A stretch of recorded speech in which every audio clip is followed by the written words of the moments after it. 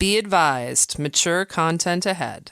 This podcast is brought to you ad-free thanks to the Legion of Demons at patreon.com/NOTLP. If you like what you hear, there's much more at patreon.com/NOTLP.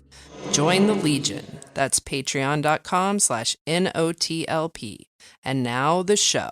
How do you do? Just a word of friendly warning. I think it will thrill you. It may shock you. It might even horrify you. So if any of you feel that you do not care to subject your nerves to such a strain, now is your chance to, well, we've warned you.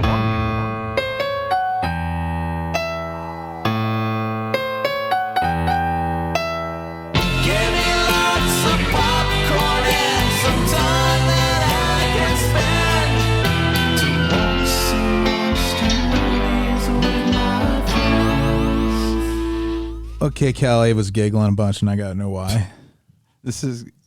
It'll sound like madness. I called you a butthole. Andy said butthole. This is the train. Like, are you buying a ticket to get on my train of thought? Butthole. You're getting on? Yeah. All right. Yeah. So he said that, and then that reminded me of an episode of Comedy Bang Bang where a person, it might have been David, I'm not sure who it was. They played a sex robot that was in the form of a little dog, and it was named Little Button Puss, and it would talk about its little pink butthole, and it's one of the funniest things I've ever heard. Pink butthole. And I was just thinking about it. It made me laugh. All right, I'm glad I know now. It was worth it. It was worth the journey. Hi, Louis. We're doing Latinx Month, baby. Thank you. I appreciate it. Baby. I appreciate you guys taking time out of your fucking white lives to do this. Hey, our lives matter too. It is some serious white live shit going on around here. I'm so sorry. Andy, you're not white. In your studio or in Cincinnati? Just in general in life. Just in general. In the minute one of those like beige Halloween pumpkins makes it into our house, that's it, man. That's all We got she a wrote. cornucopia somewhere. There's beige pumpkins? Yeah. Oh, no. Yeah. Oh, no. You sound so worried. Oh, no. Not beige pumpkins. Yeah, man. They have completely whitewashed Halloween, too. They have those Halloweens that are like pure white, right? Or yellow. Is it yellow or white? You get like decorations that are very gentle on the eyes. Actually, in our Discord, there was a whole this meme someone shared. I think it was Shelly. That was like, which Halloween are you? And they had like classic stuff and scary stuff and all this. And then one of them was like the super white Trading Spaces pre-paint influencer job. fall decorations. It was awful. Oh, it's those people that when they do the pumpkins, they use the drills and put just a bunch of holes in it. Do they do that? I don't know about that. You ever see that? It's like these decorative carved pumpkins, and they just drill holes in them and just pretty patterns. It's the people who like keep the pumpkin spice latte industry afloat. Oh, I like pumpkin. Let people like what they like. No, what I'm saying is you can like a pumpkin. I like a pumpkin spice latte. I'm talking about the ones who are the backbone of the pumpkin spice industry.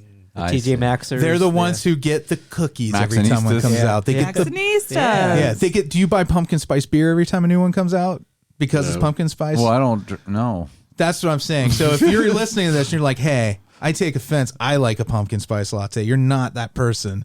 The person I'm talking about is why they keep having to mine all the planets in our outer rim for more pumpkin spice. Oh, like Dune. Yeah. I'll go one step further and say I hate Halloween in general. Really? Do you hate it because everybody else loves it? It's complicated. Is it tied up in cultural stuff? Like I was raped by Halloween. Oh no, really? Great pumpkin. Great. Was he that great? I heard he's pretty smart. He's just great for his bulbous penis head. That stem is a little shorter than it looks in the pictures. Yeah. His big glands. I'll tell you, we were at Horror Hound Weekend last weekend. Big glands, I know you're the one. And we stopped at Starbucks I think that too sometimes. one day on our way in. That's very gauche of you. And Andy got a pumpkin spice and proceeded He prosciuttoed. He shot ham all over himself. He prosciutto-rashotted. He Felicia rashotted several times. Oh, But you love the pumpkin spice so much, you knew what was going to happen. It's more the dairy, right? It's the coffee. And the coffee. the Really, coffee, a but, latte is a recipe for diarrhea. Ooh, what's the recipe for that? A little bit, a pinch of dairy. A lot of caffeine, a little dairy, a pumpkin spice just to get the guts churning. I tell you what, a extra. coffee of any kind anymore. Yeah. I know that if I drink a coffee in the morning, the minute the cup is empty. So are your bowels. Yeah. Do you have to finish your cup of coffee on the toilet? No. What's everyone's favorite Starbucks drink? Oh, I'm a cappuccino and or flat white when I'm feeling like spending that kind of money. Otherwise, it's just dark roast. Leave room for cream. Mine's a free water. Well, now that I can't drink the good stuff, I just drink the just cream and whatever. just cream. Just cream and coffee. But I used to love just a mocha. See, a mocha, actually a salted caramel mocha is the best thing I've ever had at a Starbucks. Too much. But my go-to would be like just a triple shot of espresso. Is so fucking good when you really just want to kick in the pants. Every time it's $6 a hit. I love the mocha frappuccino. Yeah, Yeah, it's that's good. a good one too. With real non-fat, with non-fat milk Yeah. and no cream. I just like the frappuccino, and it's always so good. I like it so much. Is the Yeah. non-fat a taste decision or like a way of trying to kind of like make it not as bad for you? Both. Oh, okay. Because I like whenever I'm asked, like they're like, what kind of dairy do you want? I'm like, as fatty as you have. Put sour cream in it. Usually I'm like, Do you have do you cream drink goat cheese? milk by any chance? Wait, what did you Goat say? milk, and then you hear You a drink goat milk? Goat milk. from the back. I love goat milk. Oh, actually, I like goat cheese. I'm not a huge fan of goat milk. Goat milk's okay. It's okay, but it's better as cheese. Remember how Freddy was talking about all these basic people and their pumpkin spice love, and he's like, "I love Starbucks." I know. I love Starbucks. He So is. I know. You know what? I agree. I don't like the basics, but I do like Starbucks quite a bit. Me too. Yeah. No, I I'm mean- I'm not going to the outer rims to mine planets for more pumpkin spice. Like, I'm basic, but not that basic. Yeah. They know. I think it's called getting old. The Milan. Yeah.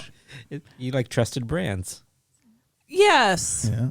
The Yeah. older That's I get, fine. I the like more. that. I love corporations. Honestly, I do. Well, I just Wow. And then one day it's gonna be gone. You're gonna be angry. You're never gonna drink it again. I can't shop local for the rest of my life. I do like the do it trend that anymore. corporations are becoming like more socially responsible, and it makes it a little easier to be like, okay, you are being held to account, thanks to a lot of people really held people's feet to the fire, like Feet? their feet, feet don't fail me now. the feet to affect their monies. And I think it worked in a way where I think a lot of executives now are just kind of like, it feels good to do good. And they kind of get off on it a little bit, and it's worked to my advantage as Make me as a feel lowly person. Technically, those Starbucks started off as a small business. That's true. It wasn't like Folgers or something. It's like if Folgers started out, I don't know.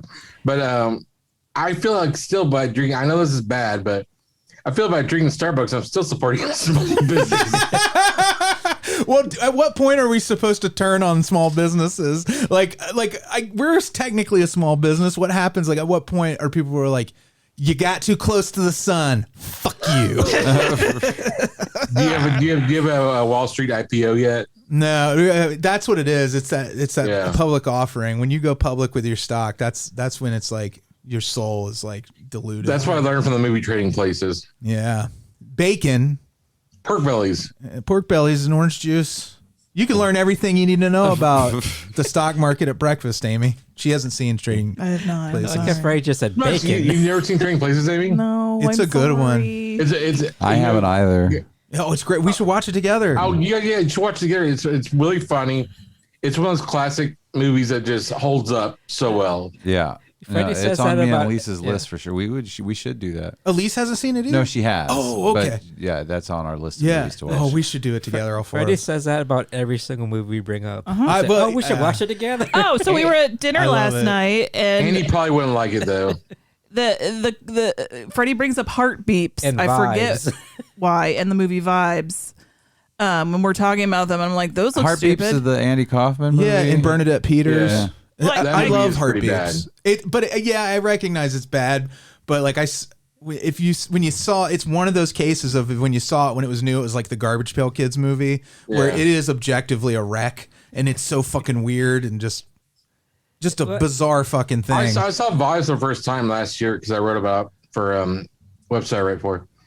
Vibes is actually a pretty good movie. Oh, good vibes only.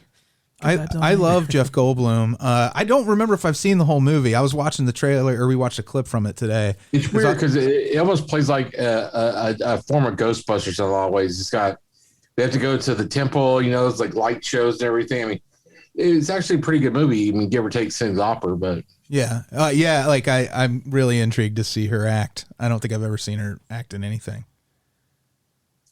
It's a lot of things, like a lot of talking like this. I love her Long Island accent. I got vibes, guys. Well, I love the clip we watched was they lay out this array of weapons, these knives on this table, and Jeff Goldblum is picking them up. And they're what is it called when you can touch something and sense? It's like not telekinesis, it's something else. It's teletransference. Okay, so he does that, and he picks up certain ones like this is somebody's cooking knife. And he picks up one that's like there was this horrible murder, she stabbed him so many times, and Goldblum's selling it is really freaking out, and they're like that's exactly right. And then he puts his head down on the table because he's so disturbed by everything he saw, and he's like, someone had sex on this table. It was like a great button on that scene. Now I gotta sit down and watch it now because I don't remember. There's big swaths of it that seem familiar, and then a lot of it. That sounds awesome because, listen, I unabashedly love Transylvania 65000. Oh yeah, I revisited that. Movie. It's so great, and it for me it holds up. It's zany as shit, and Jeff Goldblum is hilarious in that movie. To this day, anytime I'm walking with somebody by a game, like man trying to get out. We did that on the show. God, it's been a long time ago now. Yeah. I would have told you up until now that I've never seen it. You have. Remember Gina Davis, right? Yep. Where she was. Oh yeah. Shame. She's like Vampirilla. Yeah. I got nothing. That's Maybe funny. you were on that episode. Oh, maybe we should watch it together. Oh my gosh, Andy, let's watch it why together. don't we watch together? We'll do Trading Places in Transylvania 65000. I would absolutely do that. They are on Amazon Prime. So. And Heartbeeps. No, yeah, we were talking about it last night at dinner, laughing at the existence of these movies. I come home, they're already added to my Up Next on my Apple TV, and yeah. Well, I don't. I can't remember how he came on to Heartbeeps, but anyways, like I can take a break from all the Blossom I've been watching. You've watched a lot of Blossom. I'll see if I can fit those in. You guys, Blossom. Yeah, I've been watching Blossom. Oh, mine biolic. Yeah. I didn't watch Blossom. I did. Did you watch Blossom, Lewis? I like it. Yeah, I watched it. Yeah, I watched it. I mean, I didn't like it, but I watched it. I like 6 though a lot. Every boy says they love 6. Yeah, 6. I like 6 quite a bit. Because she was DTF. Is that what it was? And as pedophilia, because it's my sound, I still like her. Wasn't she 12 or 13? Well, so were we at the time. Yeah. Well, it came out in like 90. So I was 10. You guys were 12. In my opinionation, y'all are going to jail. We shouldn't say that 12-year-olds are DTF. They were 12. She's not 12 now. Come on. But no, like seriously, I know there's a lot of youngers listening. Yeah. I think it holds up really well. All of whom are DTF. No, they're all DTF. I think it holds up really well as a sort of progressive discussion about what it's like to be a teenage girl. They talk about periods and sex and all that stuff. It's like it's real, bro. Is that every episode? She had to period every episode. They're remaking Blossom with Billie Eilish. Oh my god. Is she gonna have a hat? Hats and vests. That whole show's hats and vest budget Bodysuits. rivals leggings. I said this to somebody else recently, so I'm repeating this joke, but I said that it rivals this country's GDP, the budget. Oh. They got in ripped jeans. Yeah. They had a professional on set, so many layers, full-time jean ripper. Short leather jackets. You had, besides Brian Biak, you had Joey Lawrence. Whoa! Actually, and they refined those performances. Like here's how you know. Freddy's really getting into it. Let me tell you. Here's the thing. I come in. This is not something I'm actively engaged in. So I was in the room. I'm basically just practicing like guitar scales and stuff while Amy watches Blossom. So I saw the first season in the room for it kind of thing. And then I came back in seasons later and I'm like, they ever find the fuck out of these dynamics between like the dad and Joey and like everybody kind of had a rhythm going. Uncle? The grandpa is the grandpa from the Lost Boys. Right. But who was the grandpa from the Munsters? But who is the uncle with the nose? They all had noses. But who's the the whole uncle? family did? Who's the uncle? Well, I'm still in the second season. I don't remember an uncle. Doesn't mean there won't be. No, one. he's like the other adult that lives with him. Oh, He's a he's just fireman. He's the older brother. He's the older brother, yeah. He's in he's the recovery. He's an EMT. Oh, The guy who right. plays the dad, is that Ted Wass or Craig Wasson? Ted Wass. Okay. From Oh God, You Devil. Oh, that was him? Yeah.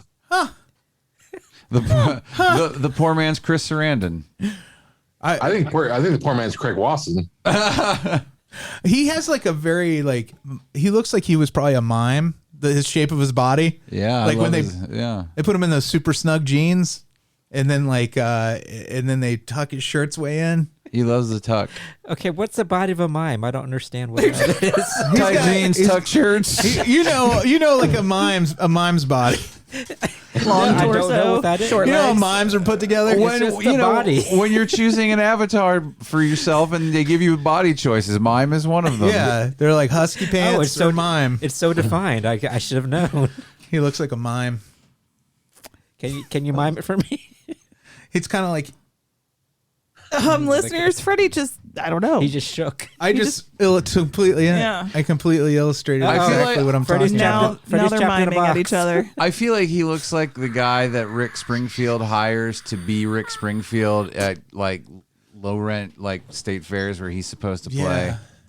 They're like, play Jesse's girl, and he's like, can't legally, but here is Frank's lady. Somebody old names. I'd being love to bandied boot about. Frank's girl. I'd love to have sex with Frank's woman. Frank has got a pal. No, they're a good pal of mine.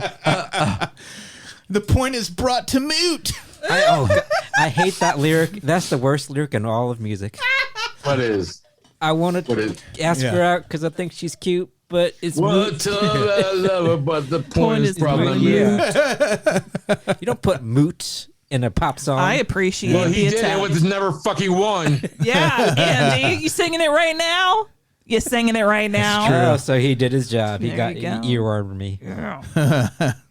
Jesse is French. I don't know. Hey, see? Okay, so just Yes, he is a mime. there you go.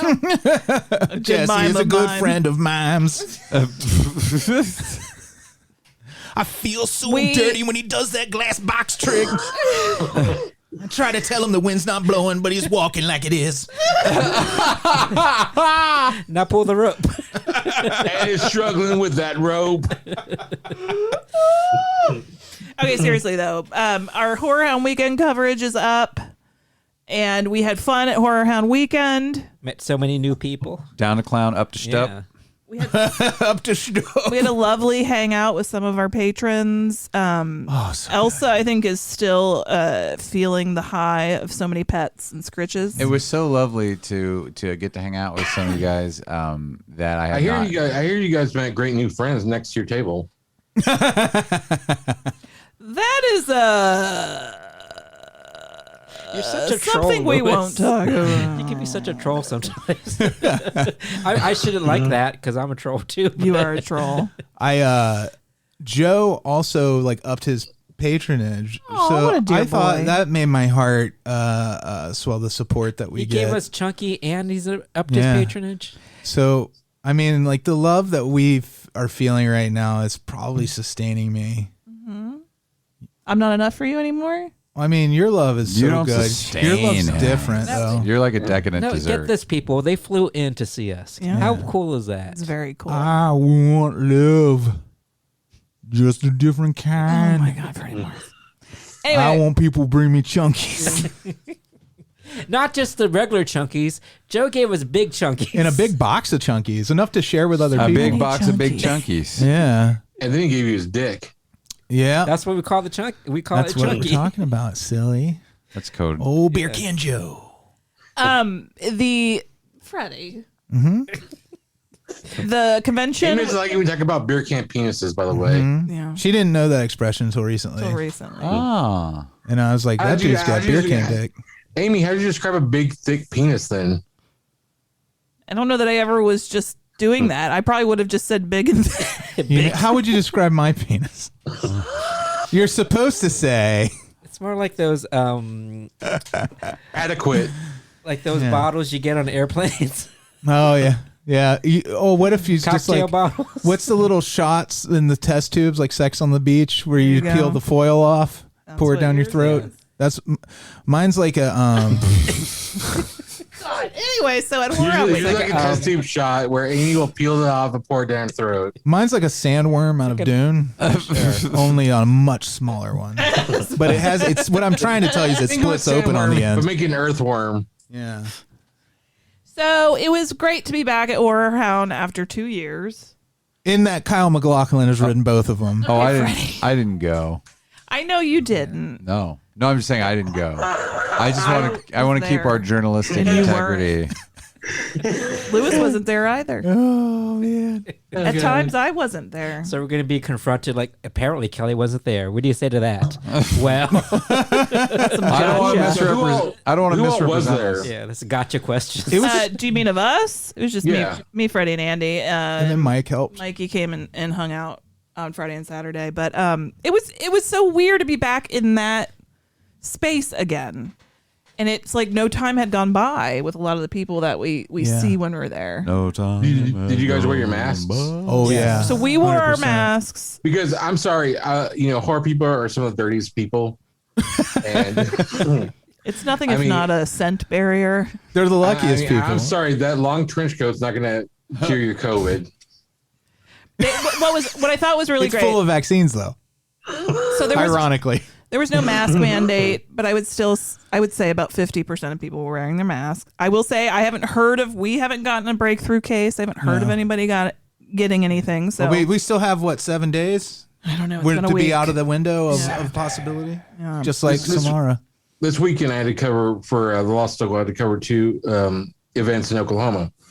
The first one was the state fair. They just opened up. No mask whatsoever. I mean, just waves and waves of white trash, no mask whatsoever. I was the only one with my mask, and people literally treated me like I was fucking the man who fell to earth, an alien. Then yesterday, I went to the opening of the First Americans Museum, the Native American Museum. Mm-hmm. All masks. Was this a grand opening? Yeah. It's a premier Native Americans Museum in Oklahoma. I think in the United States. Mm-hmm. That's awesome. But all masks. Except for, of course, like politicians. Have you seen how complicated this has become, though? Like, you have the group of people who were like, I'm vaccinated. I did what I'm supposed to do. I'm not going to wear the mask.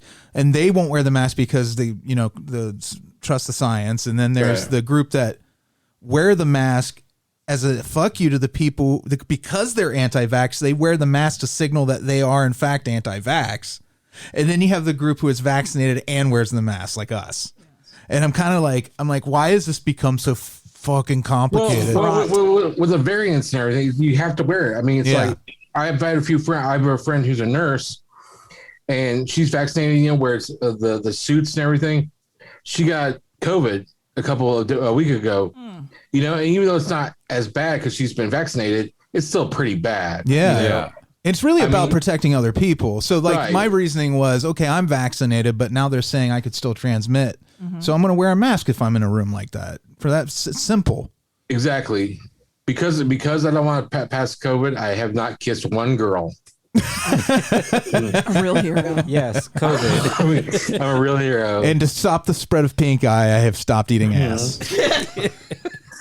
Well, that's hard to do. Thank you, Freddie. I just stock up on antibiotic eye drops. Just stock up so you can keep eating ass. But one thing I really if you have safe sex, remember to rub antibiotics all over your genitals before sex. Rub biolic. Antibiotic. Rub biolic all over your genitals. I was proud of Horrorhound. Like they asked people to wear I love a to do mask. that. Get antibiotics, just rub all over my genitals. In my opinionation, you're gonna catch a weird disease. So they encouraged people to wear masks. Obviously, it wasn't a mandate, which kind of sucked. But they did have a vaccine clinic outside. You could go get your vaccine. Yep. While you were there, it was right next to Butch Patrick, who was signing outside because he's, an older man. Well, but It was that's to keep him smart. safe. Also, so he could tear ass around the parking lot in the Munsters cars. Yeah. And then they had in the main celebrity room, signing room, you had to wear a mask. That was in that room, you had to. So did people actually do it, or were there people that were not doing it? Oh, I think if people didn't want to do it, they didn't get their picture or their signature. Muse was real strict, which was kind of neat to see. Yeah. Like I know people were bitching about it. I did hear about that. Muse? Yeah, they got creative with a lot of his shots too, because I feel like it kind of forced people to come up with different ways of doing their photo opportunities. Right. And I'm like, that's cool. I mean, why not? Hopefully one day we won't have to do this. But for now, make the best of it. Yeah. Don't be an asshole. So anyway, we had a good time. We did. We really did. Yeah, it turned out to be great. I was super anxious the first day. Yeah. My anxiety was off the charts. Just being around that many people again. That and just doing it again, just doing the actual con thing. Probably even without the pandemic, I would have been a little. Well, sure. I'm always stressed. But it turned out to be super pleasant because people were so kind and like awesome. Yeah, I feel we had our own little bubble that we stayed in. Yeah. So I think we were protected. By love. Bubble. What a variety of people at those shows. It's You so forget, great. like I kept saying, you forget how many different types of faces are out in the world when you're not out in the world as much.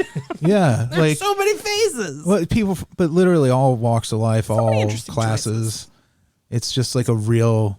I like It's how a it's crazy cross section. You guys in long leather coats, short leather coats, leather vests. Real weapons, fake weapons, Yep.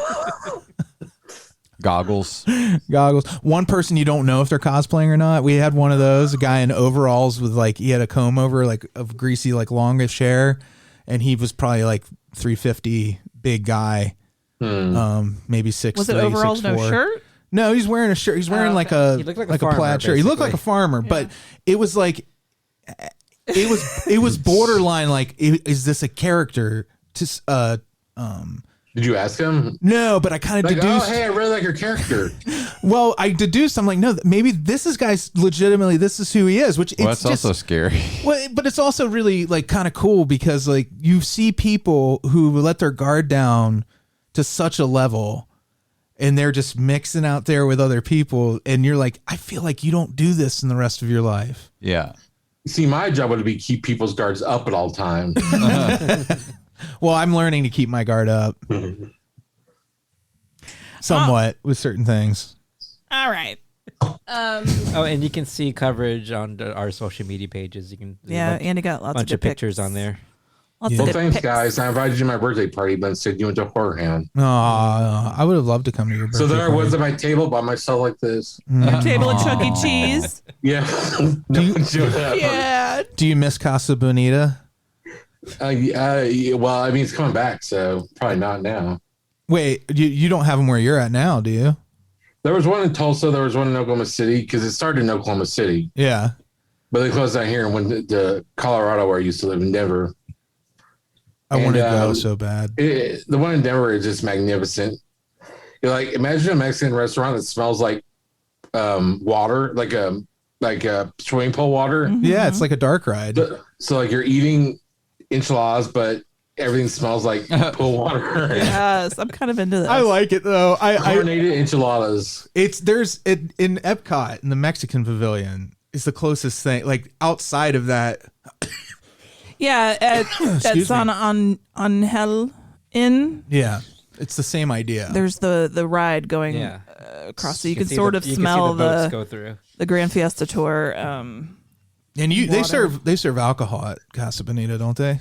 You get like Yeah. margaritas and stuff. Beer, margaritas. Yeah, that's what we need to do for your Short back Sherwin. Why don't we meet you at Casa Bonita, like your next birthday or maybe the one after, depending on COVID. Me, Casa Bonita. We'll always left have my Casa heart there. Bonita.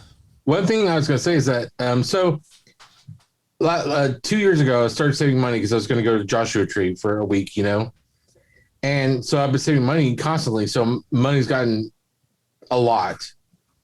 So now when I go to Joshua Tree, I'm gonna go to Los Angeles and go to Trejo's Tacos and Trejo's Donuts. Yeah. And then I'm gonna go to Anaheim and go to Disneyland. Oh, hell yeah.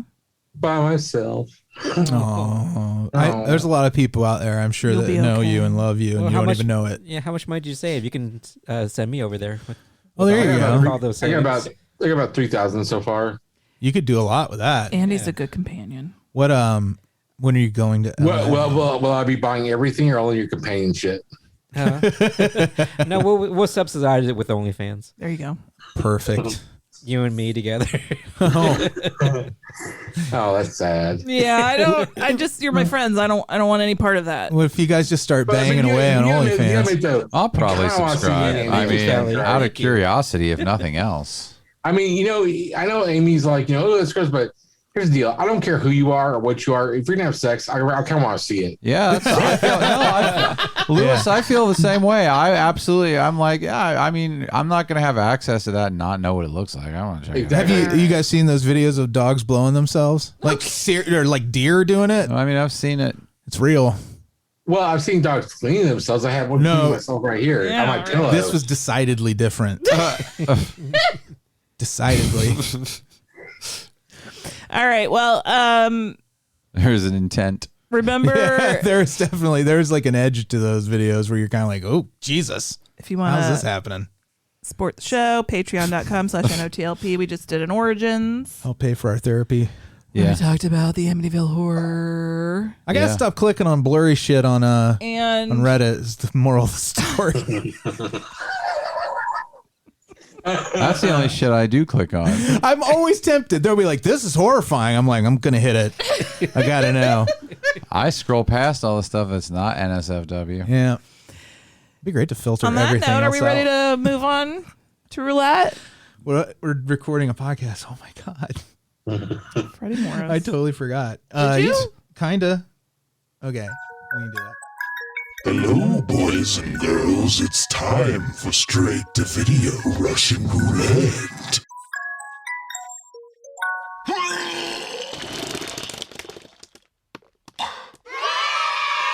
All right, Rebecca. We're gonna start off with a friendly introduction, like a "Hi, my name is Rebecca, and I'm a Superhost."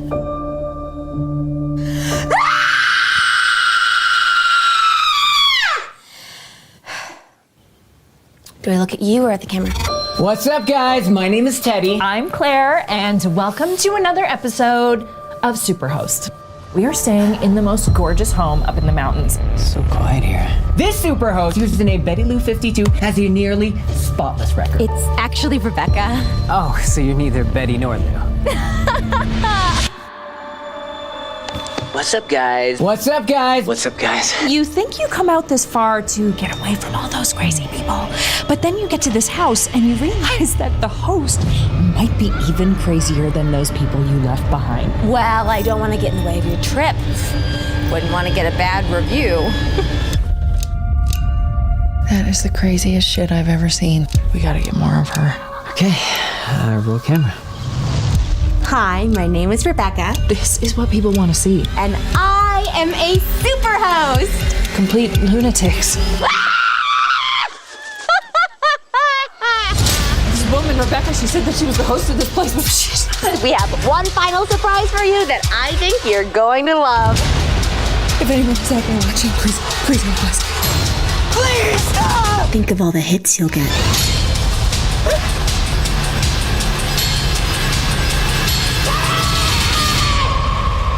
Look at her. She's harmless.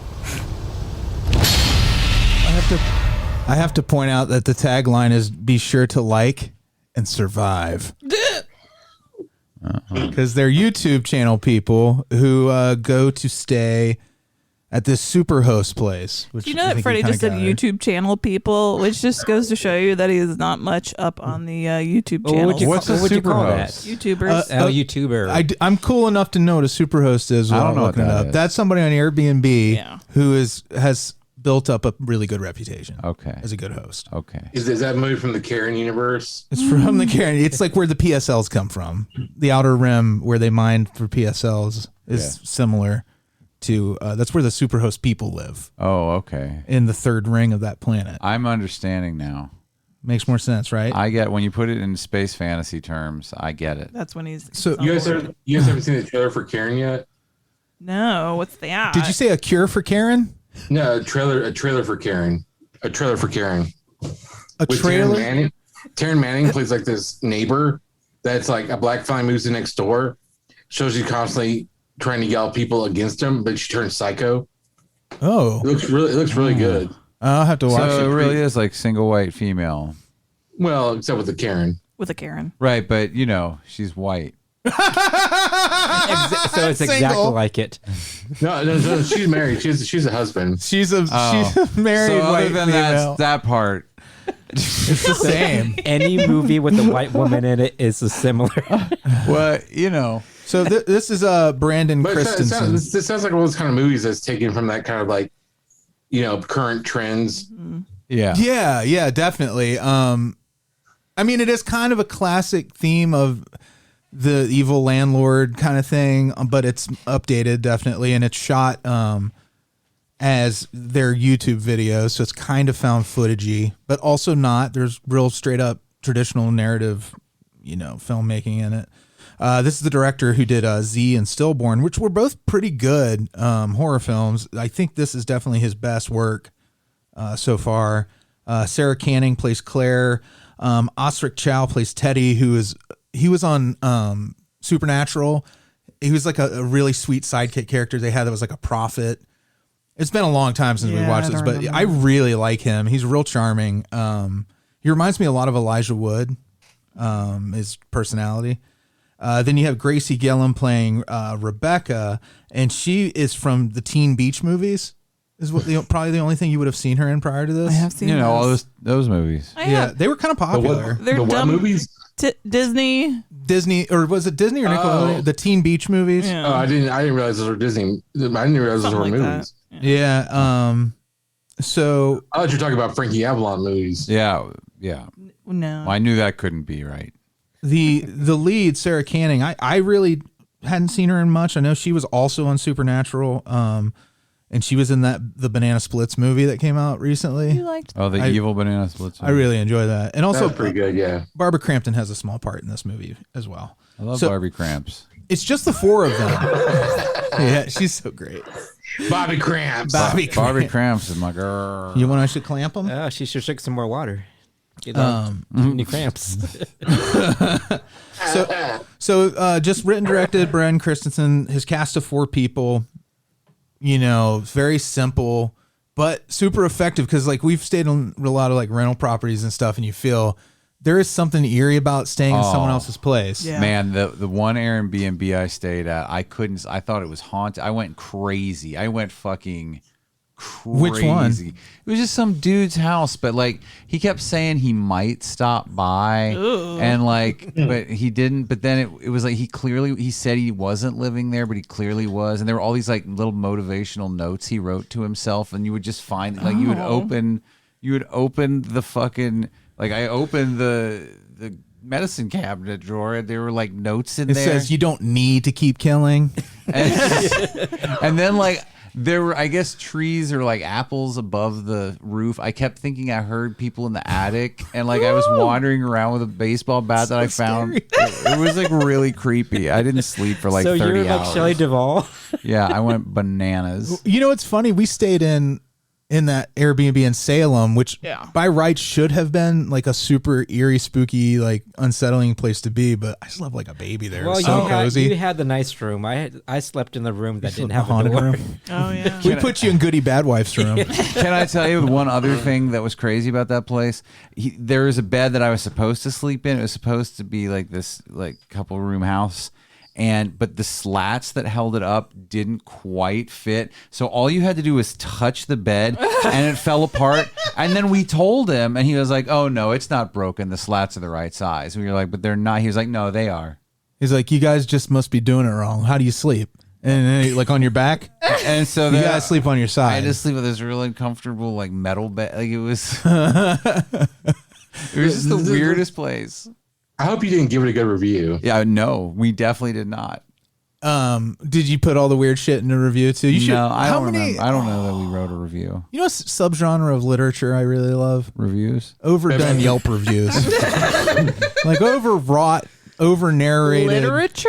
Yeah, it will be one day. People are going to look back on Yelp reviews, and someone is going to be like come out of that as a next like great. Maybe after this movie and after Karen, the next one will be a guy who gets homicidal Yelp reviews. Mm-hmm. Yeah, like if you're ever in the Gatlinburg area, pop up those Yelp reviews. There is a character who reviews everything in the Gatlinburg area, and it tells a story, and you can kind of try to figure out what order the posts were made in to try to figure out what happened with him and his wife. And it's real fucking involved, and I think he realized people, like maybe it started off as a real thing, and now it became like this huge thing. It's art that nobody really even realizes exists. It's floating around out there in the ether because it's on Yelp. Yeah. But it's awesome. Is it like fiction now? It has to be because it gets so fucking crazy. The more really we read, Amy's read them. I remember you were reading them last time we were there. But does it give them good reviews? It's never about the restaurant. It starts about the restaurant and always becomes some inner family drama. That's mostly about him and his wife, but also like struggling existentialist stuff. What I'm asking is like, what does he give him star ratings? Oh, I don't like. Yeah, it depends. Some of them do seem like legit. Like it would be like 4 stars, good chicken. Margaret left me today. Remember when I would write in the books at the Hocking Hills, like I'd make up weird creepypastas to leave for people? Mm-hmm. That should be a tradition everybody should do. Yeah. You just build it up, Buttercup. Mm-hmm. Remember I used to make that creepy pasta with blood? Creepy pasta, I would stand in the bushes and eat it outside your bedroom window. This ravioli's pretty good. I masturbate and eat creepy pastas. I eat ravioli, but then I also eat your socks. Yes. Oh yeah, Superhost. So she's a Superhost, and she's a Superhost. Superhost. She's super hosting. Boom, doo, doo, doo. Doo, doo, doo, doo. So she's one of those, like what Kelley was describing, where she's around too much.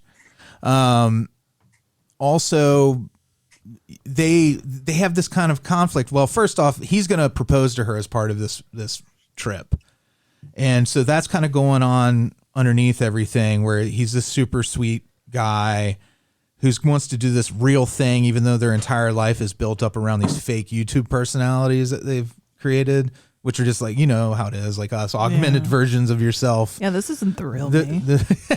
We're way more like... I've got way more energy when I'm on the show. Yeah, our energy, I get so excited. But they... that's the kind of his through line, you know, for it. But they're also taking advantage of the fact that this lady is kind of crazy, and they're like, wow, this is going to be great for our channel because she's so strange. So, you know, when we interview her, let's just get more and more. And it turns out that obviously, you know, things are bonkers. There's cameras and microphones and everything around and speakers. There's like a moment where they're, you know, small spoiler, but they're eating like waffles that I guess she had left stuff for them, and she says, "You're welcome," just out of nowhere. Oh, and it's like it is the speakers. It can be. There has its moments. It has some really good moments, and definitely worth checking out. Well, that sounds nice to me, though. I mean, someone leaves you waffles and says, "Hope you like the waffles." Yeah, that's accommodating. Yeah, I like it too, but not with like as a speaker. Just alone, I'd give her 5 stars. It's like, I see you eating those waffles. That's the problem. See, the problem is like, you should. Why you know I'm eating these waffles? Why can't you view someone eating waffles over a closed caption device? I want to know what your French toast looks like. So you recommend it? Very much, yeah. So what about French toast? Do you recommend that? Man, dude, I love some French toast. French toast is my favorite breakfast bread. Is there a way there's no way to make a keto French toast? Oh, there is. There is? Okay, cool. Oh, certainly there is. I'm so glad that's still in your life. You take a piece of steak? I dip an egg and milk and make sure it soaks in there real good. Yeah. You know what I found? Like, I never thought to do this. Never occurred to me. And then like I found a recipe for French toast where you put the maple syrup in the egg and dairy mixture. I don't use maple syrup with my French toast. Yeah. That's mind blowing, Freddie. My God, dude, it makes a big difference. No, it's like that's been done for a while. I don't know. I never did it. Yeah, Freddie, you stupid fuck. I've been to Paradise, but I've never been to me. Zest some orange peel on yours next time. Yeah. Shit. Have you tried putting shit on yours? All right. Human shit? No. Well, thank you so much for your review, Freddie. Oh, you're welcome. It was a pleasure. I'm gonna get this Jack in the Box out. All right, jacket. We're gonna jack it, yo. Kelley, you're up first to jack it. As usual. You know, you guys don't have to make everything so sexy. Don't I? Can't help it. Finger blasting. You're good. Thank God. Andy, oh my gosh, your Finger turn. glanzen. Your turn. Oh my gosh. Andy, you are not going to Hollywood. And you're not the father. I will be watching a movie that's on Hulu. Oh, wait, you're not going to jack it? Oh, sorry. You got to jack it first. You're right. Don't I get jacked? Don't just flout the process. I guess don't get jacked today. Yeah. No, you do not get jacked today because this isn't going to be in 2 weeks for October. So Louis is looking to get jacked when he came here today. I just want to get jacked, man. Yeah, he hasn't done it since COVID started. No, I've done that since COVID started. That's all I've done. It's called Come True. Babies. Yeah. You bunch of filthy babies. This looks good. Wait, who's watching this now? You? Yeah. Looking for an escape. Lucky you. I'm sorry, what through? Come True. Looking for an escape, a guy masturbates. Looking for an escape from her recurring nightmares, 18-year-old Sarah submits to a university sleep study, but soon realizes she's become the conduit to a frightening new discovery. Masturbation. Yep. Well, I can't tell you that. I don't know. So that will be on our next regular show. Yeah, man. I'm sorry I missed that one, guys. well. Yeah, I don't know what do we say to that? It's like, Our yeah. bodies are changing. You know? It's like, yes, you will miss that, Louis. It's like, yes, So that'll be very exciting for all of us. you are here. What channel's that on? Hulu. You got to make sure that you're on your UHF frequency, and I find this position is usually best. Freddie was tilting slightly to the left. I'll give you what To the you left, need. to the wondering. left. Everything you want. Well, Louis, when you listen to the show, just podcast along with us. with a Fisher Price podcasting set. You know what? Pretend you're there in the room with us. It kind of sounds sad, but it's something like I'd probably do. I would do it. Hey guys, I'm here. I would love a Fisher Price podcasting set. Oh my God. I loved my Fisher Price. Fisher My Price. first stuff is podcasting awesome. set. Didn't it? It really did get your imagination going. It did. Yeah. It was colorful. Yeah. Do you remember that like little thing you would push and it would pop the The vacuum cleaner? yeah. Yeah. It had like little balls in it. It had balls in it. That was something somebody designed, and it was an enduring toy for a long time. It's Yeah. very stupid. It was great. I like dumb toys are better. All right. Yeah.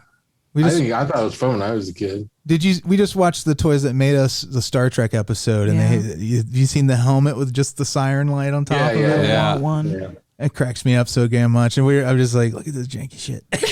That's probably the most expensive Star Trek toy there is because of that. That was a real interesting one too. Yeah. In 1975, though, that's probably the height of toys. Technology.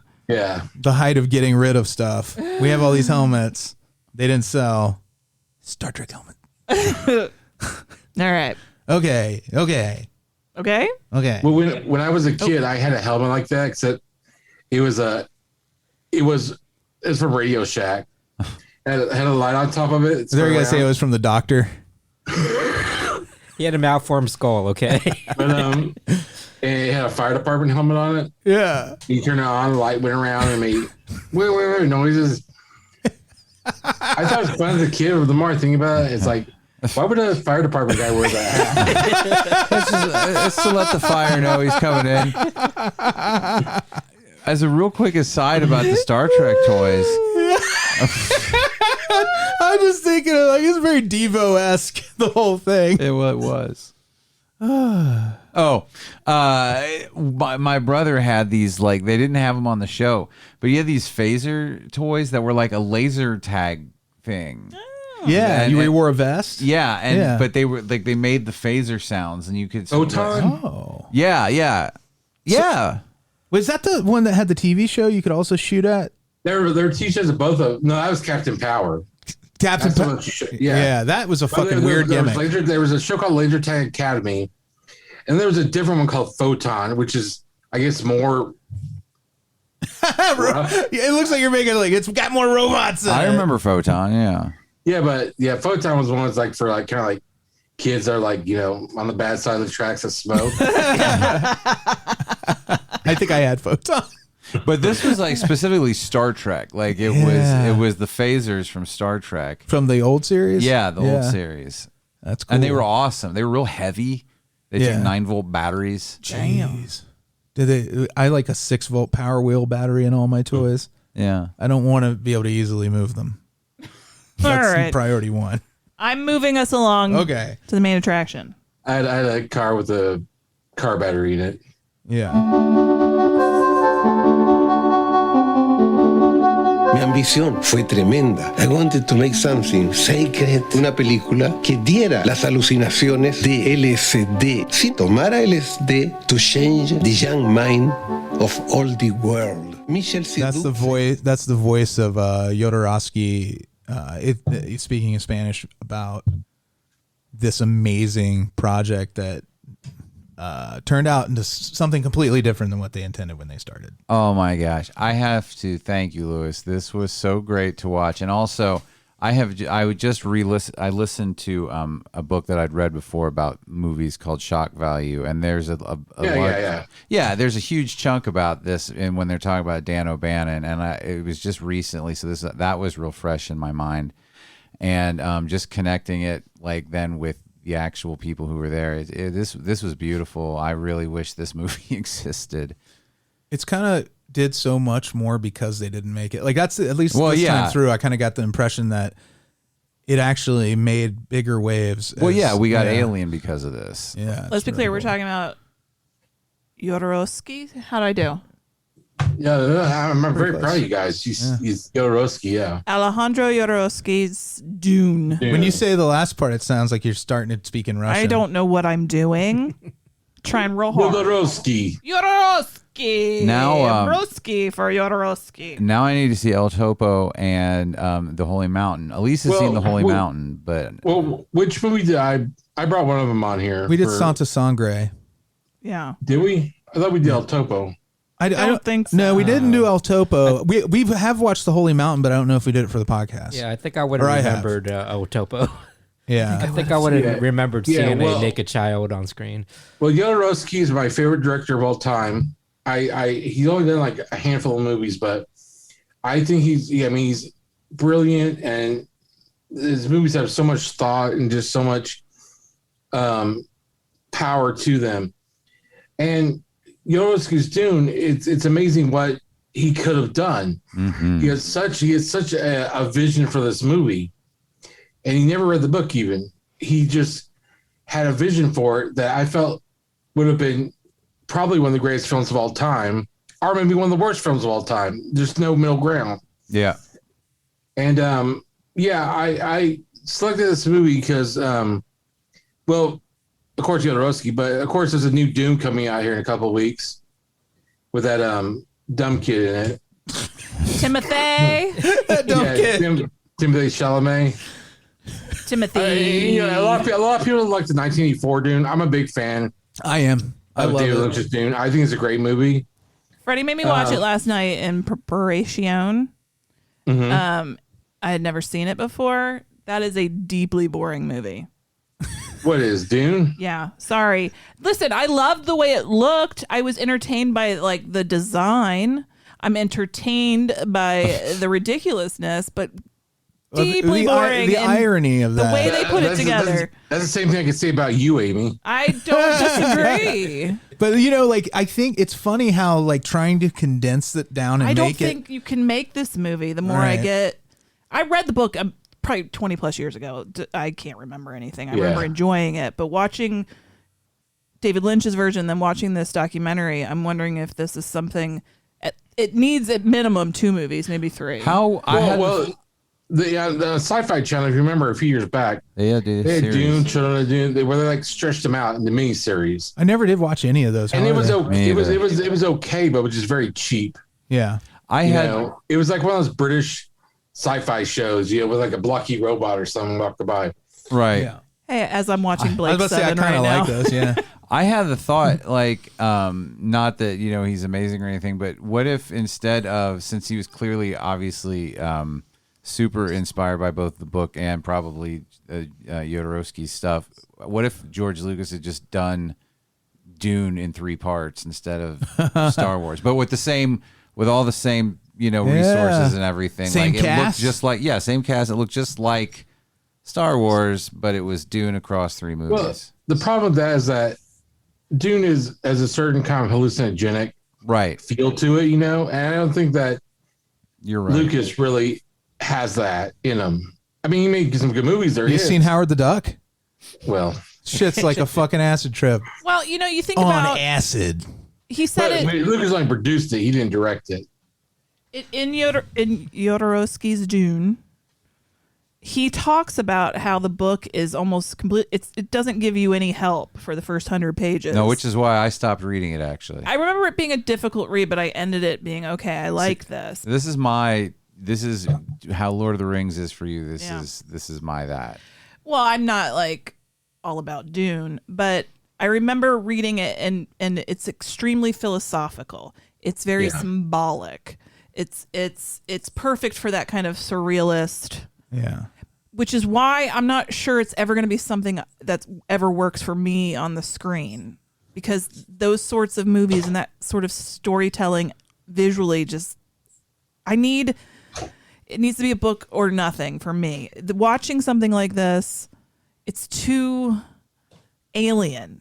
I don't have anybody in the movie that feels like a real person.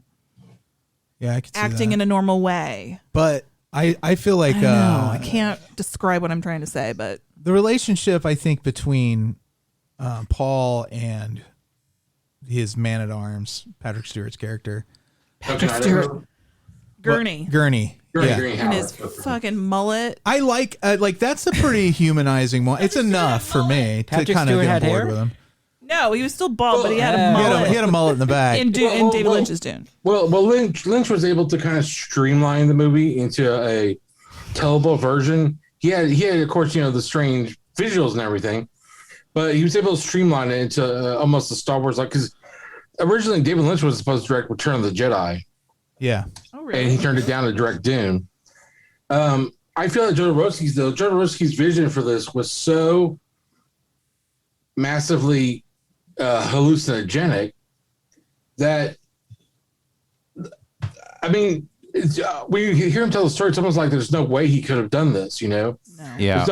Especially in 1975, 76, there's no way that you could have filmed this. It was almost impossible.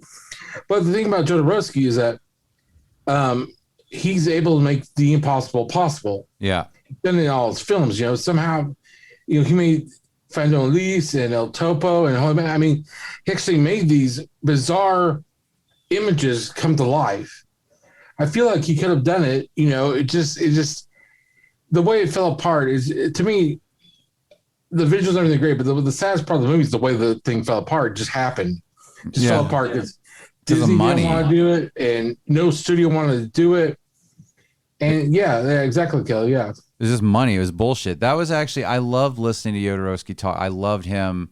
I love listening to him talk. And this is actually his idea of art as an artist, it was it touched me. Like I really enjoyed his view and what he was trying to do. And just the way he considered, his artist warriors. I really, that was really great. His sort of pure vision for art. And what he said, I wasn't supposed, I broke the unions, but fuck that. I just did it. And I was like, yeah, man, fuck that. You just do it. That's awesome. Because I mean, it's kind of shitty that the way in this world that art is dictated by money. Yeah, it is. And Jodorowsky was like, I would give my whole life. I would do anything to get this film done, and nothing was stopping him until, of course, money did, Yeah. I mean, he had the best people.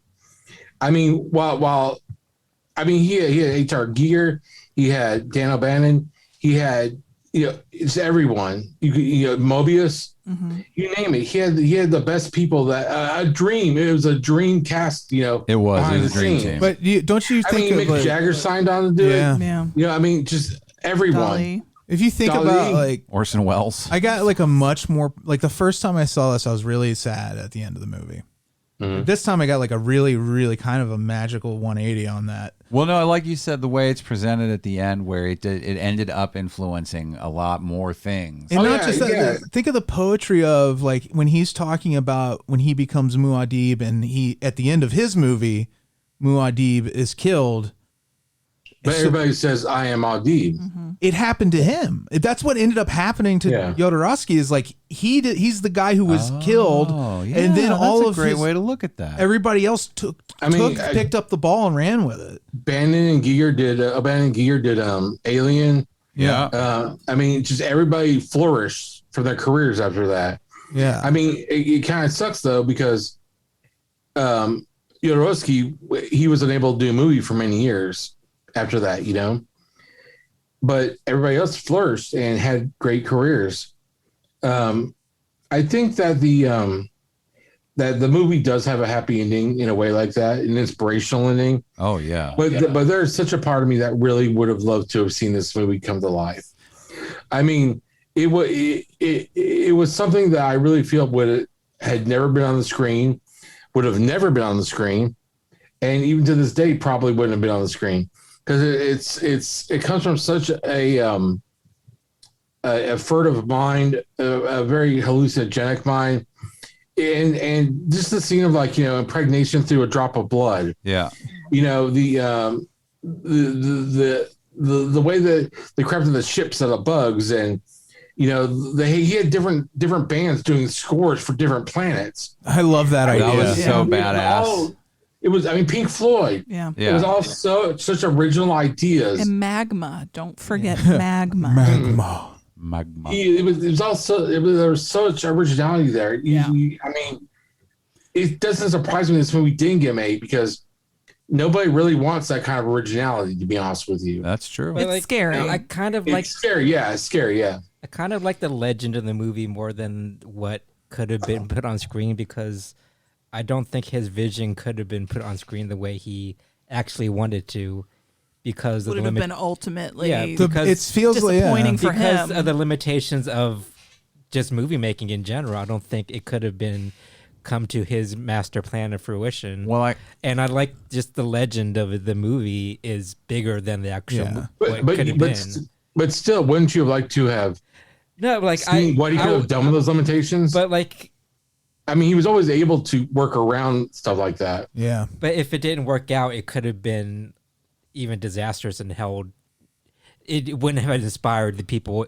Oh, you're one of those. It's better to have never loved than to have loved and lost people. I thought, because when I would love to have seen it, and I do kind of hope that because he had mentioned at the end, and I agree. He said maybe someone will make an animated version, and maybe there's still a chance that someone will come along who really wants to take on something like that. I think that could be really beautiful. But even if he did like a weird, kind of the $15 million version or whatever, even if it was a flop, I was saying to Alise, like, this might have been a huge flop at the time, like some of these like really great, intense, weird movies are.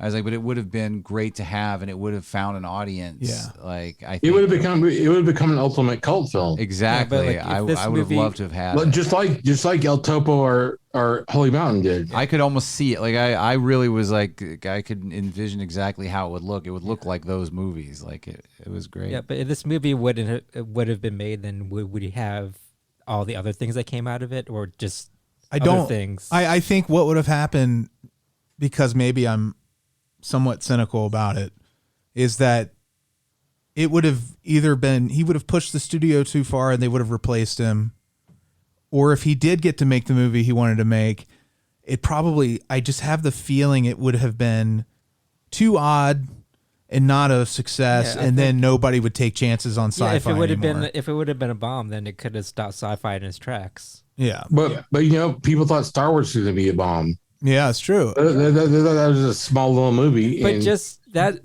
even that, it seems so much more accessible than what Jodorowsky well, it seems that way because that's what we know, right? You know, I mean, what if a twist in the road happened?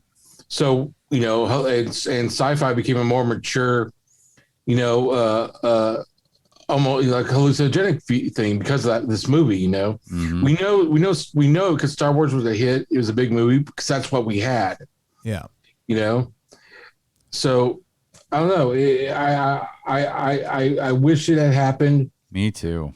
But it didn't, and I thank God that this movie, this documentary, at least puts down on film what could have happened. I love though that it became like that ripple effect. Really, to me, is almost more magical than if he had gotten to make the movie. Him telling the movie throughout this documentary to the camera was like a better experience. I feel like for me. I've seen the movie because he described it so well. Right, you see it probably like he sees it, and the storyboards were so exact. Oh yeah, I feel like I've seen it already, and the experience of this movie, like, you know, him describing it, that is my movie that he made. One of my dreams would be is to have dinner with him and have him go through the book. Like you know, just to go through, just so I could see the whole thing, though. At least, you know. Agreed. You really want to treat. You want to have him do a Jodorowsky's Fletch. What could have been? Oh my God, he could have inspired so many more Fletches. So I have a question for you guys. He seems like a very, very sweet elderly man. And he's telling these stories of these great cosmic coincidences. He's like, you know, I'd really like to hire this guy. Yeah. Oh, next day I show up at my agent's place and there this guy is. Do you think some of that's it's embellished a bit? I'm gonna come out and say it sounds like it, but I mean the guy himself, I mean, yes, he's an older man. I mean, but he's also a very, very mystical man, very I mean, he's extremely spiritual. Yeah. Extremely spiritual. And, you know, in the early 70s, of course, you know, there was drugs and everything, but it's like if you watch his films, starting with Fondo and Alise on up, he started in the panic movement in Mexico, you know, the panic theater movement, which was a surrealist type of movement, doing, you know, crazy plays, you know, where all things happen. Then he made the movie, and you guys haven't seen Fondo Alise, but it's a brilliant film about two characters wandering through this landscape, this desert, just coming upon crazy things. You know, maybe we'll do it next year. But I mean, it's a beautiful movie filled with death, filled with loss. You know, and I feel that I feel that there are many charlatans in the world.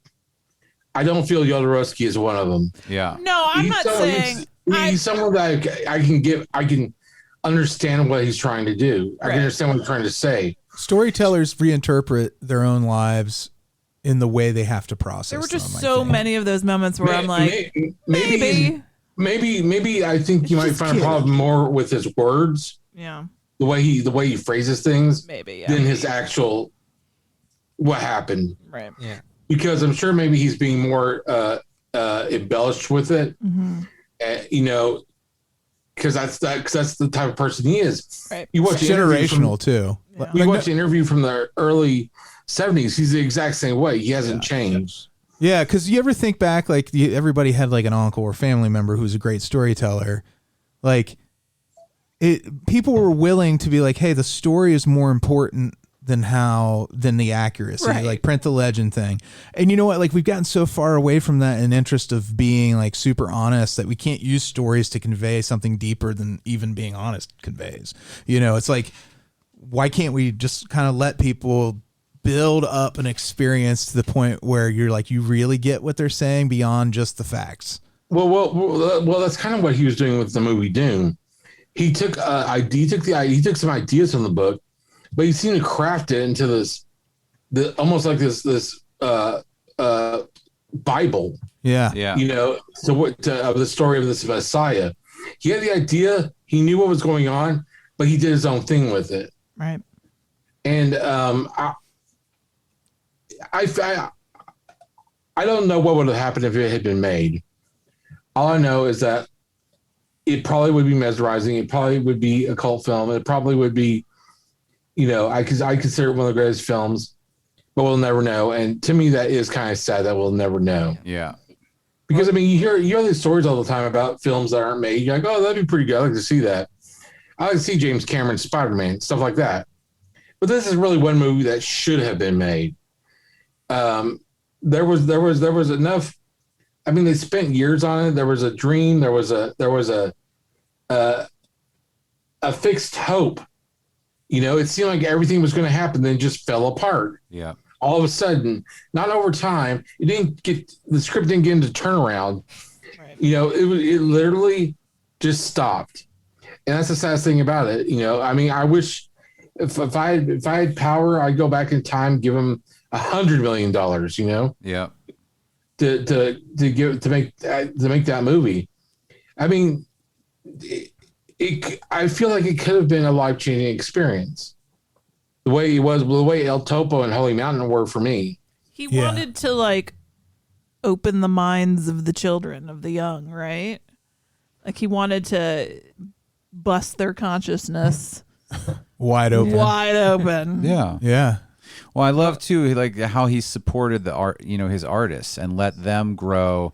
Like I got how he was enlightening them. Like he supported them and like let them flourish. He knew they were good at what they did, and just let them be who they were and got their best work out of them. Yeah. Well, that's what I got out of this movie. It wasn't about what could have been, what wasn't made, and what was the influence that he had. My biggest takeaway was him, like Jodorowsky himself, being a good boss. Just being like so passionate about everything. Yeah. And I don't need him telling me about Dune. He could have been talking about anything, and I would have been mesmerized just because he's just so charismatic and just such an adorable man. There's a documentary called La Constellation Jodorowsky. It's a French documentary. But to hear him just talk about his life and tell stories, it is very entrancing. See, in my flesh, I have a very young Tilda Swinton's flesh.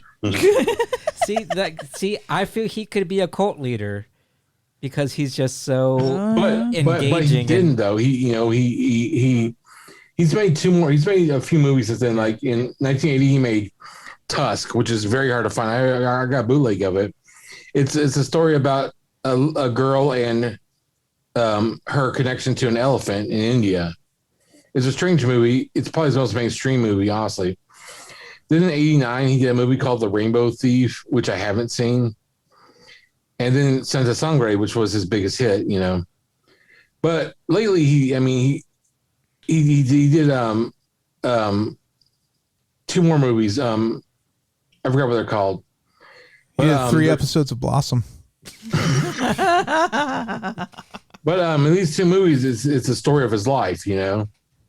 Cool. One being a young kid growing up in Chile, having an abusive communist father, and and then growing up and leaving, and they're all like this. They're surreal. They're it's otherworldly. His movies are other. It doesn't seem like his movies come from this planet, right? You know, it seems like they're shipped in from an alternate dimension, and we're lucky enough to see them. I love that about when movies can be that. Just it takes you on a complete and total trip. Yeah, and that's something that David Lynch does. Yeah, and it's funny because, Elephant Man and Dune are probably his most straightforward movies. But like I said, I mean, yes, I'm glad that he was able to take this work and spread it to other people, and they became success off it. there's a part of me that wishes that he was able to do this film. Yeah. I can only dream about how that film would have moved me, the way El Topo did, the way Holy Mountain did. I mean, it just seems like he's not making a science fiction movie. He's like making a dream come true. Yeah. He's like making mental images a reality. And I just feel like if we could get that on screen for once, an actual visualization of it, I don't know. I just feel like it would have been magnificent. I wonder if he's ever wanted to work in 3D. I don't know. Because he would make some amazing 3D experiences because the way he thinks is just so different. Feel like you're really walking through all those wooden Jesuses. Jesus. One thing that really struck me from this is the story he's telling of trying to get Salvador Dali involved as the Baron. And I'll tell you, it makes Dali, he's an asshole. I think he might be just a full-on asshole. Yeah, he definitely was. Even though they say that he's playing a surrealist game with Jodorowsky, putting him through these questions to get him to... About the clocks in the sand. Yeah. It's like, come on, buddy. Can we just be people? but what strikes me even more than that is looking for special effects. Originally, he went to Douglas Trumbull, who did 2001. Right. And the guy was a total jerk to him. Yeah. Kept on talking on the phone. And the way most people would just kind of like kowtow to that type of, to get the guy, I was like, Jodorowsky was like, no, I don't need you for this movie. You're not one of my warriors. And left. To me, that's like ballsy. Yeah. That, and maybe Andy's right. Maybe it's a different, maybe the story's different, but the way he tells it is so entrancing that's what you desperately want to believe, that someone had the guts to go to this Star Wars guy and tell them off, Hey, you. Yeah, you Star Wars guy. Fuck you. I like the way Jodorowsky said that. What's that, Louis? I like the way Jodorowsky said it better. He did. That's my warrior. You're not my warrior. This isn't my warrior. My warrior had mayonnaise on it.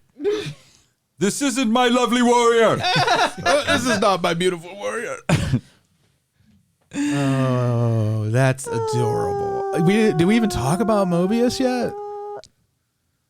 I don't think we did. What do you need to say? I brought him up. I love the artwork. I was a big fan of Heavy Metal magazine. Yeah, Heavy Metal. Yeah, and to have those things together, being a fan of Dune, and it was so Mobius cool. And the guy who does the science fiction covers, Chris Foss. Yeah, Chris he did Foss. the ships, right? Yeah, I mean, and I mean those ships are just incredible. Yeah, the way he was able to take dragonflies and stuff like that. Oh yeah, them. I would have loved to have seen that. And then Mobius's costumes were just like, beautiful. They were grotesque, but they were beautiful. I want to make a sci-fi movie where all the vehicles are made out of old fast food wrappers and stuff. That'd be cool. Oh yeah, Mad Max. Everything's made of trash. Everything's made of trash. You're trash. We used the trash that destroyed our planet to build machines to leave it. That's Mad Max, though. And they run on poop. But poop's real scarce in the future. That's Mad Max 3 where they run on butane. Yeah, you're like, we need more poop. And they're like, you can make it yourself. And they're like, no, we don't want to make it ourselves. We want your poop. And then they have to steal the poop. There's a big heist. And there's shit everywhere at the end. That's Mad Max 3, though. This is Mad Max number 2. I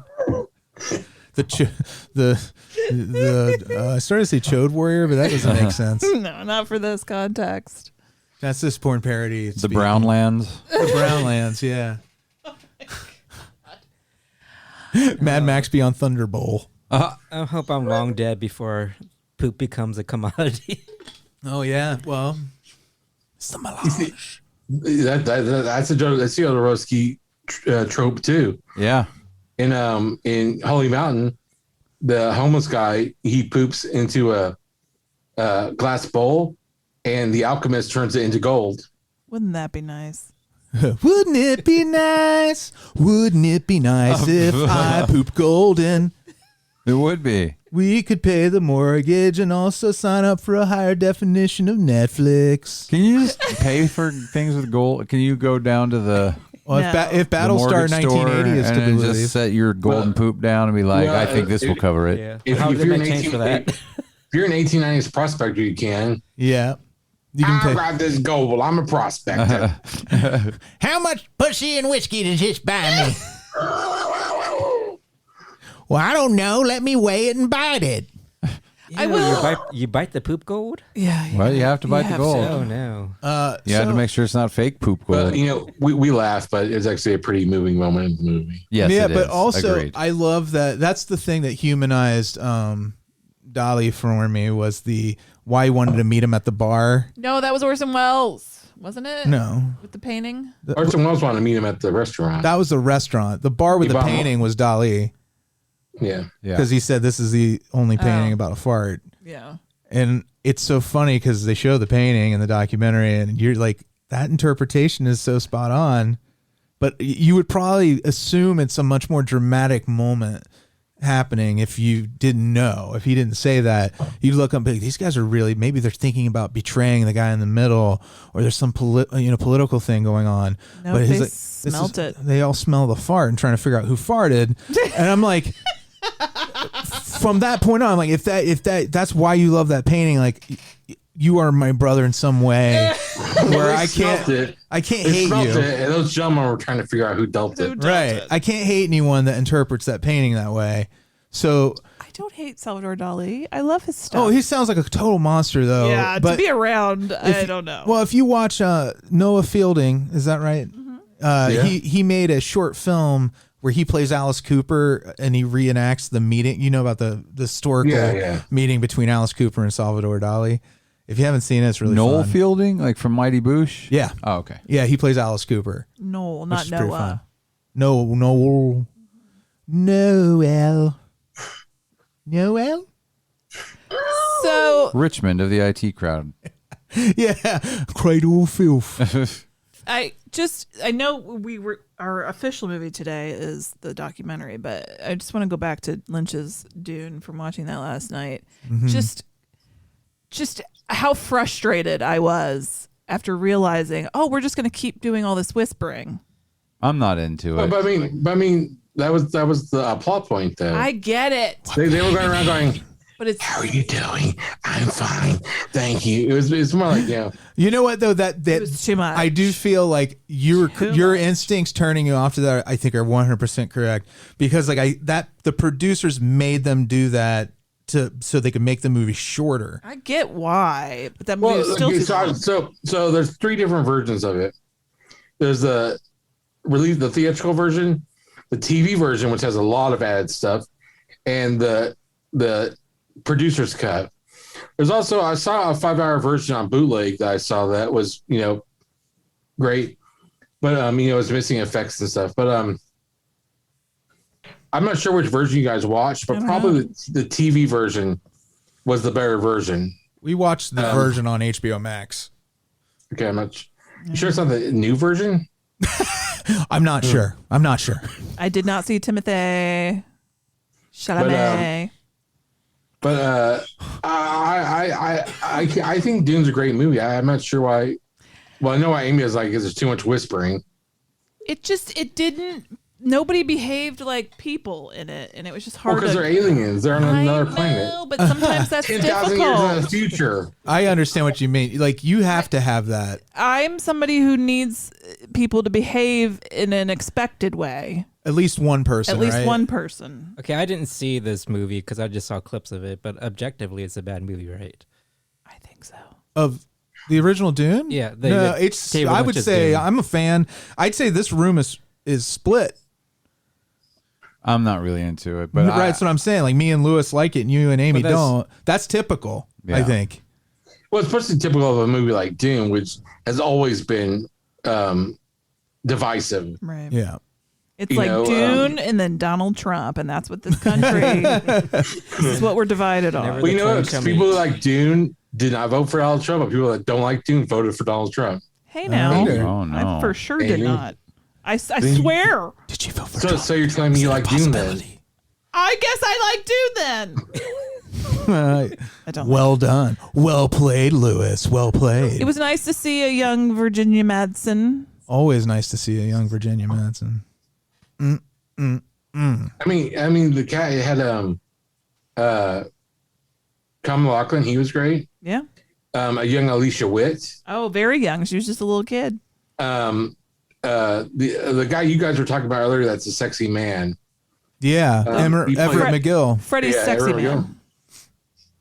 I mean, I just really that's you know, Star Wars is okay. Yeah, I've always thought it was okay. For me, I really feel like my Star Wars was Dune when it came out in '84. Watched it constantly, rented it constantly. I mean, literally from the book, this classic book fair, I bought the Dune storybook. I think I still have it down here. That's the awesome. Dune storybook, you know, from Scholastic, and I just always I've just felt such a connection to that movie.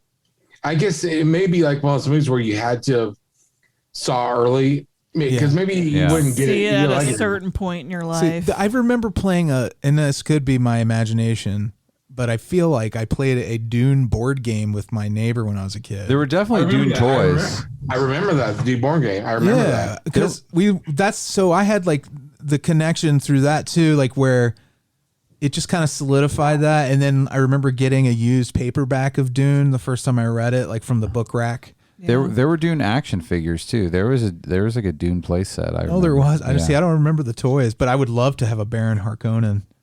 I love that greasy. You want somebody to give you a Baron Harkonnen? Is that what you call it? He does have his Dune storybook. That's awesome. It's one of the few books from my childhood I ever kept. Oh my god! How But I mean, is that a see, there's my name. Louis Fowler. You have the penmanship. Can you send us pictures of that? I don't know why I did that though to the title. He like drew all over. Yeah, you made it yours. Yeah, I guess so. God, I wish I had kept stuff like that. It's great. I mean, for a children's book, it's just got these weird images. It's got the Bene Gesserit pictures and the, you know, it's weird for a book like this to be for kids, you know. Yeah. But I don't know. I've always loved this book, and it's one of the few ones I kept. It is it's kind of a hallmark of pop culture. Whenever you start seeing like the more refined version of children's entertainment and how they started separating it out more and more and more. If you can look closely here, you can see the pencil marks where I traced this picture. Paul Atreides. Yeah. It's funny because here it's like, so you're a little kid and you just read this book. If you enjoyed reading the Dune storybook, you also enjoy these great novels of the Dune Chronicles. Dune Messiah, Heretics of Dune. How many sequels? Like, how many books are in that? Well, there was about 6 from Frank Herbert. But then, like, his son, a couple of years ago, made, like, a series of chronicles. Are those any good? Have you read any of them? I've not read any of his stuff. I haven't either. I've only read the Frank Herbert stuff. Which, I mean, it's like, it's great world. But I mean, if people fucking read Harry Potter, they should be able to read Dune. Yeah, it is a lot harder to get in to chisel through that first part. Like, it's like if you had to start Harry Potter with like A Clockwork Orange. That's a book that I had trouble with. Yeah. The problem is, it's like, I mean, but this is an adult book. You know, this is what you got it from an adult bookstore. And Harry Potter's for fucking children, yet people read it anyway. Yeah, because it's easy, you know. This Dune has actually thesaurus in the back of terms. Yes, it does. I was gonna say like that helped a lot, and they used to put it to the dramatis personae, like where it's just the list of characters and how they relate to the big picture, and then the maps. I love those versions. Those versions are the way to go. But when I was a young reader and I was just discovering like novels and sci-fi, like I was willing to put in the time with something like Dune because it felt mysterious and like it almost felt off limits to me. And then to dig into it more and start to kind of understand it as a kid can understand it, where you're just trying to pull at the familiar adventure-y bits. and not really gathering like how it's really a commentary on big things that you don't understand yet. It's just it was a weird thing to try to process at that age, like you were saying with that children's book version of everything, but to like be like a 12-year-old kid reading Dune, it was really, you only got very little bits out of it that you understood. Well, one of the things that I liked a lot when I was a kid, there was this book I had that was at the library called the Dune Encyclopedia. That was like, it went through and told you all the stories and everything. So you knew the people, you knew the places, you knew what like certain weapons or whatever it was about. And that really helped a lot. Certain books need a glossary in the back, Game of Thrones did all those. Kelley, well, Kelley a second there said Clark Orange, but Clark Orange had a glossary of the Nadsat language in the back, and that helped a lot too. Oh yeah, and you're reading that book, so you go back check words, but after a while, it's almost like you become fluent in that language. Once you get past this 100 pages of Dune, you almost become fluent in their language. Yeah, it feels different to reread them after you've got a foothold. Yeah. It's like trying to start Star Trek on like one of the weirdest Star Trek episodes and not being the only impression, It's like trying to start Star Trek on the Trouble with Tribbles. That would sell most people. It would have to be a real fucking weird one, like the Three Lights episode with Picard. Or where Beverly Crusher has sex with her grandma's ghost. Oh, that one might also hook some people. Beverly Crusher having sex with her grandma's ghost. It's gross. Yeah, she had sex with a ghost. Grandma. All right. Jodorowsky's Dune. I'm. You tired? We had donuts for breakfast. Are you crashing? Yeah, I'm crashing hard. Andy brought donuts. Thank you, Andy. They're so good. I'll buy you lunch. Those donuts are great, Andy. Thank you for those donuts. I don't have time to stay. This show's been going on for 3 hours. He'll take care I'll send a sandwich. Look in your mailbox later. There'll be a sandwich in there. Alrighty, It's we gonna did be like it. a tuna salad. Better not be tuna If salad. you don't see the sandwich, someone took it. Someone took the. If you don't see the sandwich, and I'm going to need proof that you have it, I want you to call the police immediately. Make sure there's no mayonnaise because it's a hot day out, and I don't want. It's gonna be tuna salad without mayonnaise. Extra mayonnaise. No mayonnaise. It's all sour cream. It's a little thing I make with sour cream and bugles and sourdough bread, and then I also usually put some gross red vines on there because I don't like red vines, but some people love them. So I want to make sure it's accessible for other people. Thank you for the trash sandwich. Hey, do you want my Topicana question? Yeah. Yes.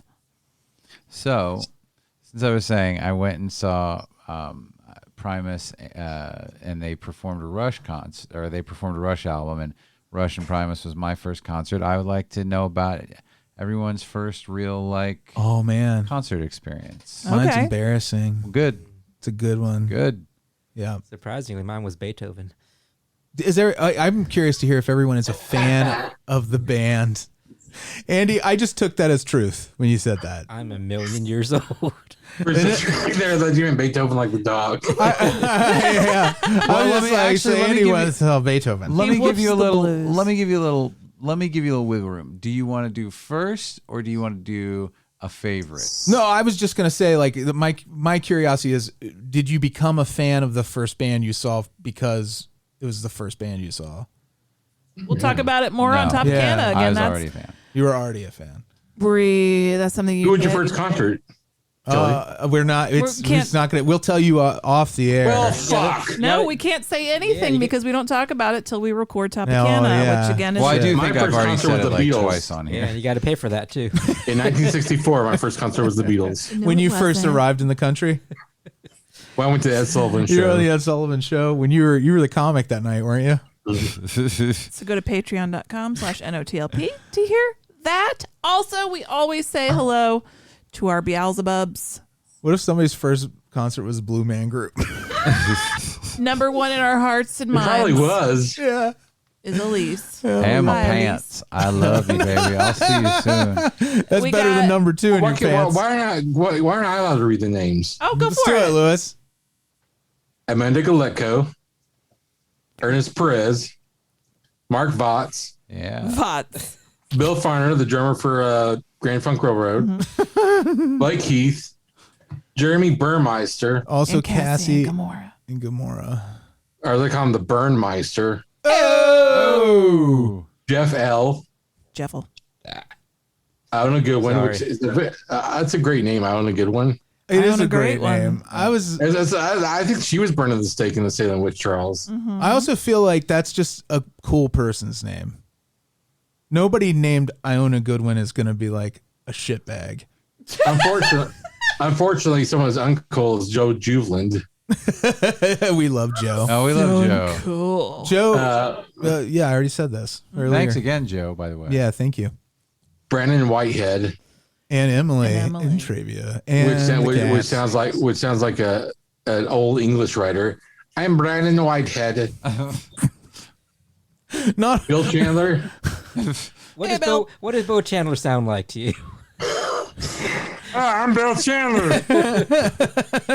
well, that's pretty spot on. That's shocking. Blayne Turner. Blayne. I always love to think of that. For some Mi reason. Corazon, mi amor. Monica. Are you looking at Paul's last name? You can just call him Paul. No, I was thinking about Monica and the life we could have had together. Oh. Jean-Pierre Gauthier. Jean-Pierre. You remember Jean-Luc. Jean-Pierre, our waiter in Paris? That's Paul. He was trying to say Paul. Vegas? Brian.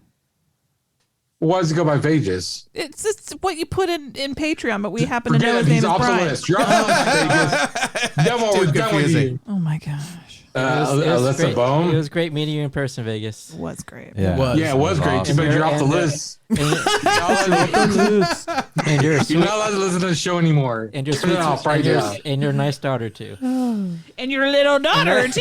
Oh, I'm sorry. I missed meeting your daughter. I meant Me to say too. that. Sorry. Oh, he gave me a blueberry magnet because I gave him. Oh. Monster Mash. I was teasing him about because he bought 2 magnets. He just bought Frankenberry and Count Chocolate, and I was like, "Where's Blueberry?" And he bought me one too. So You say, thank you for that. fuck Blueberry. Alyssa Boehm. Alyssa Boehm. Dave Siebert. Mm-hmm. The father of Kesha Siebert. Yep. Yeah. Carla Gibson.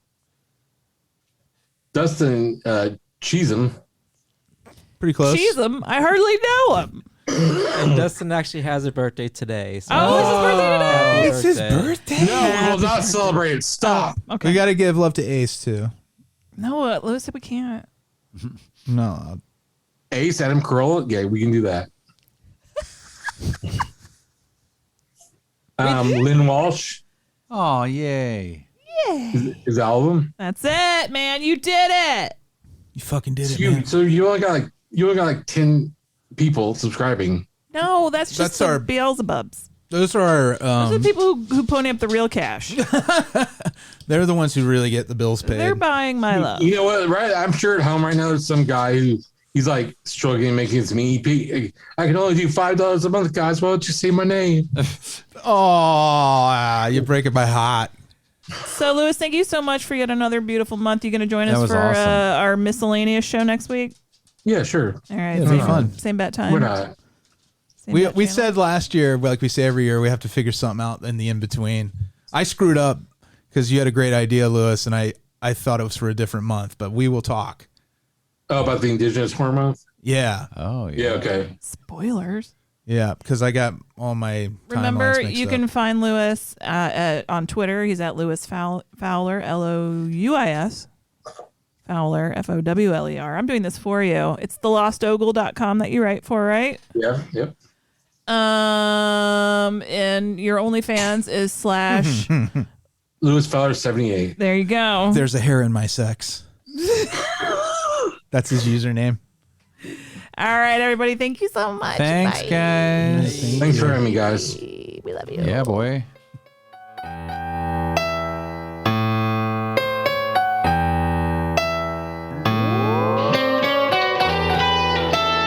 Frankenstein was wondering if he should go to bed when his old buddy Leatherface put on Dawn of the Dead, and Igor made the nachos in a